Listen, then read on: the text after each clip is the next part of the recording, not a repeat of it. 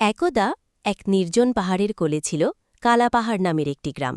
সেই গ্রামের আশেপাশে কেউ সন্ধ্যার পর বের হতো না, কারণ শোনা যেত পাহাড়ে বাস করে এক ভয়ঙ্কর রাক্ষস। তার নাম ভীম রাক্ষস।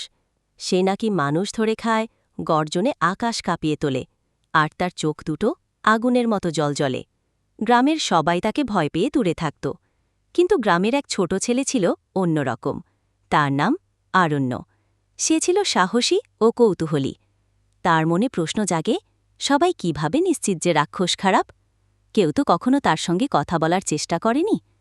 তাই একদিন আরণ্য ঠিক করল, সে ভীম রাক্ষসের সাথে দেখা করবে। এক সন্ধ্যায় মা ঘুমিয়ে পড়ার পর আরণ্য লুকিয়ে বেরিয়ে পড়ল। হাতে একটি মোমবাতি, পিঠে ব্যাগে কিছু খাবার আর গলায় ঝোলানো বাঁশি। সে পাহাড় বেয়ে উপরে উঠতে লাগল। গভীর জঙ্গলের মাঝখানে হঠাৎ গর্জনের শব্দ শুনে থমকে দাঁড়াল। তারপর এক গুহার সামনে গিয়ে দাঁড়াতেই বেরিয়ে এলো সেই বিশাল ভীমরাক্ষস। ভীমরাক্ষস গর্জে উঠল, কে এসেছিস ছোট্ট মানব? আরণ্য ভয় পেল, পালাল না। সে শান্ত কণ্ঠে বলল, আমি এসেছি কথা বলতে।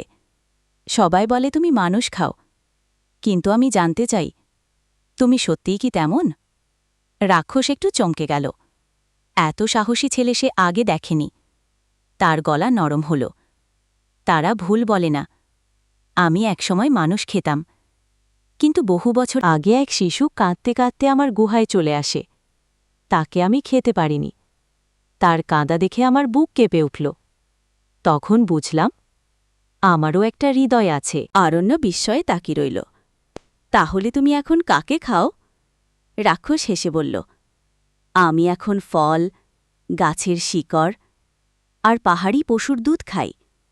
কিন্তু মানুষ আমাকে ভুল বুঝে এখনও ভয় পায়। আরণ্য তখন ব্যাগ খুলে খাবার বের করল। বলল, চলো আমরা একসাথে খাই, আমি তোমার বন্ধু হতে চাই।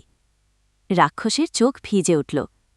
বহু বছর পর কেউ তাকে বন্ধু বলল। পরদিন সকালে আরণ্য রাক্ষসের গল্প সবাইকে বলল। প্রথমে কেউ বিশ্বাস করেনি, কিন্তু একদিন রাক্ষস নিজেই গ্রামে এলো, শান্তভাবে, হাতে ফল ও মধু নিয়ে। তখন সবাই বুঝল, ভয় নয়, ভালোবাসা দিয়েই পরিবর্তন আনা যায়। সেই থেকে ভীমরাক্ষস আর গ্রামবাসীদের মধ্যে এক বন্ধুত্বপূর্ণ সম্পর্ক গড়ে ওঠে।